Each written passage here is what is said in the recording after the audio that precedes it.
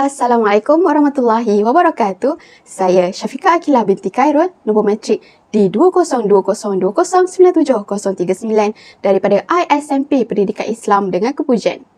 Dengan nama Allah yang Maha Pemurah lagi Maha Penyayang, selawat dan salam ke atas junjungan besar Nabi Muhammad SAW. Terlebih dahulu, saya ingin mengucapkan jutaan terima kasih kepada Dr. Hadi bin Burham selaku pensyarah saya bagi kursus dakwah dan pendidikan iaitu HID 3013 kumpulan B. Bersyukur kehadrat Allah Subhanahu Wa Taala kerana dengan inayah dan taufiknya dapat saya berkongsi satu buku yang amat memberi impak kepada masyarakat Islam, tidak kira sama ada untuk diri sendiri, masyarakat, agama maupun negara kepada rakan-rakan seperjuangan sekalian.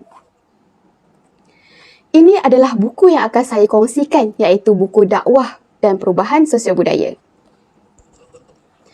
Buku dakwah dan perubahan sosial budaya ini dihasilkan oleh seorang penulis yang sangat integriti dalam penulisannya iaitu Salasiah Hanin Hamzah yang merupakan seorang pensyarah Universiti Kebangsaan Malaysia di Jabatan Pengajian Dakwah dan Kepimpinan Fakulti Pengajian Islam. Buku ini secara umumnya mengupas mengenai perubahan sosial budaya yang dilihat daripada perspektif dakwah bagi memberi panduan kepada masyarakat supaya masyarakat Islam dapat mengikuti arus perubahan dan pembangunan ke arah kecemerlangan yang selari dengan prinsip-prinsip Islam bagi memastikan kehidupan mereka diredai oleh Allah Subhanahu Wa Taala.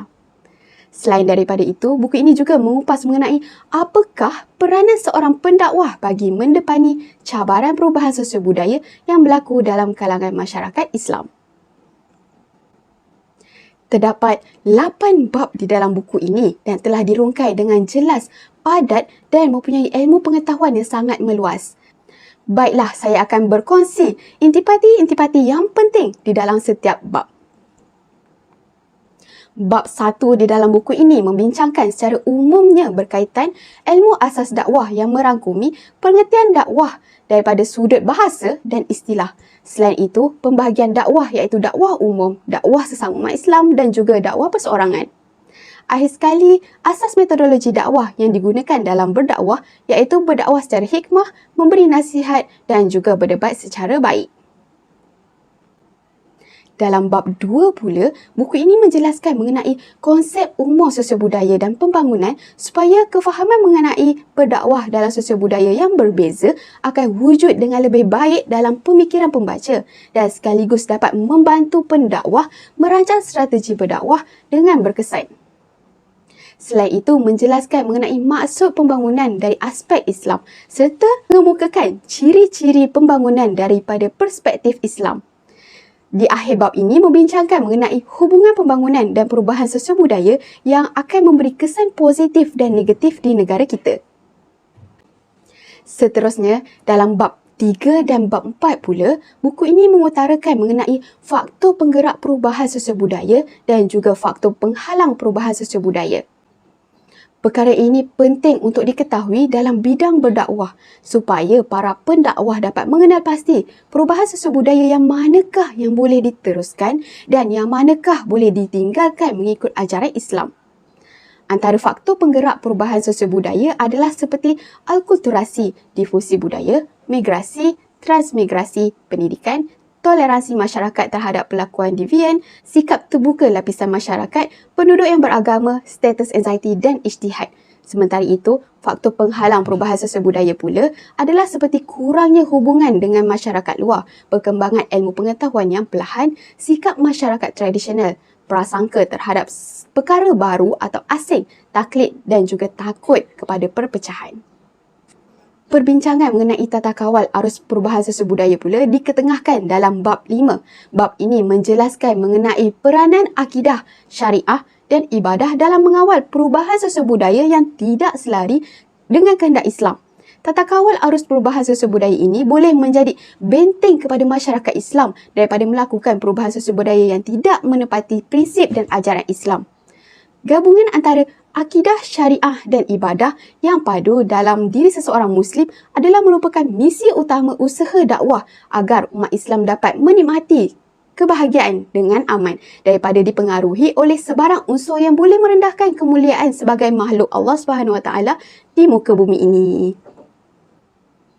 Seterusnya, bab 6 pula membincangkan mengenai Prinsip keadilan sosial dalam Islam bagi menggambarkan bahawa Islam mempunyai peraturan dan prinsip dasar yang tidak boleh diubah walau apa bentuk perubahan sosial budaya yang berlaku. Hal ini penting supaya umat Islam menyedari bahawa Islam adalah merupakan agama yang sangat menitik beratkan tentang keadilan, sehingga aspek sosial pun Islam mementingkan keadilan. Oleh hal demikian, Islam memberi kebebasan kepada jiwa manusia untuk berfikir dan juga untuk bertindak selagi mana ia tidak menyalahi prinsip Islam. Persoalan mengenai isu wanita dan perubahan sosial budaya pula dibincangkan dalam bab 7, terutamanya dengan melihat perubahan sosial budaya yang berlaku terhadap wanita dalam aspek pemikiran, gaya hidup dan juga emosi. Sesungguh pun wanita pada masa kini didapati mencapai kecemerlangan dalam pelbagai aspek kehidupan seperti bidang kerjaya, politik dan juga perniagaan. Namun, wanita harus meneliti adakah kejayaannya itu selari dengan komitmennya terhadap keluarga, tanggungjawabnya sebagai hamba kepada Allah Subhanahu Wa Taala dan sebagainya. Setinggi mana pun kejayaan mereka, sestabil mana pun emosi mereka, bijak mana pun pemikiran mereka, wanita harus sedar bahawa lelaki telah diamanahkan sebagai pemimpin yang bertanggungjawab terhadap wanita. Dalam bab terakhir iaitu bab 8 secara umumnya membincangkan mengenai peranan pendakwah dalam mendepani arus perubahan sosial budaya yang berlaku dalam masyarakat.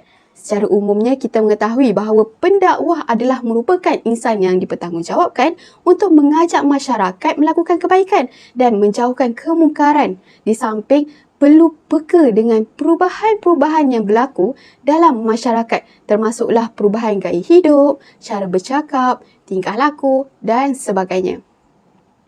Namun, apa yang lebih penting di mana perlu dilakukan oleh pendakwah ialah mereka perlu menunjukkan contoh teladan yang baik kepada masyarakat supaya dakwah yang disampaikan menjadi lebih efektif. Secara umumnya, buku ini dapat memberi manfaat kepada masyarakat Islam dalam mendepani arus perubahan sosial budaya yang begitu pantas dalam era globalisasi dan cabaran dunia tanpa sepadan. Oleh hal demikian, buku ini boleh dijadikan sebagai panduan dalam menangani isu perubahan yang kadang-kadang menimbulkan keraguan sama ada ia selari atau bertentangan dengan ajaran Islam. Kesimpulannya, dakwah adalah tunjang kelestarian kualiti umat Islam. Tuntutan berdakwah perlu diteruskan sebagai usaha memelihara Islam dan membimbing umatnya agar terus berada dalam kehidupan yang benar dan diredai oleh Allah Subhanahu Wa Taala. Jelas di sini menunjukkan bahawa dakwah merupakan satu usaha untuk mengajak orang lain supaya beramal dengan ajaran Islam dan meninggalkan segala larangan Allah Subhanahu Wa Taala. Dakwah ini juga boleh jadikan manusia mentaati perintah Allah Subhanahu Wa Taala dan berjihad melawan hawa nafsu serta menyeru kepada kebaikan dan mencegah kepada kemungkaran sehingga melahirkan seorang yang berketerampilan, berakhlak mulia, bertanggungjawab dan berkeupayaan mencapai kesejahteraan diri serta memberi sumbangan terhadap keharmonian dan kemakmuran keluarga, masyarakat dan negara. Sekian, itu sahaja daripada saya. Semoga perkongsian yang saya kongsikan ini iaitu berkaitan buku Dakwah dan Perubahan Sosial Budaya ini dapat memberi manfaat kepada kamu semua. Assalamualaikum warahmatullahi wabarakatuh. Jumpa lagi.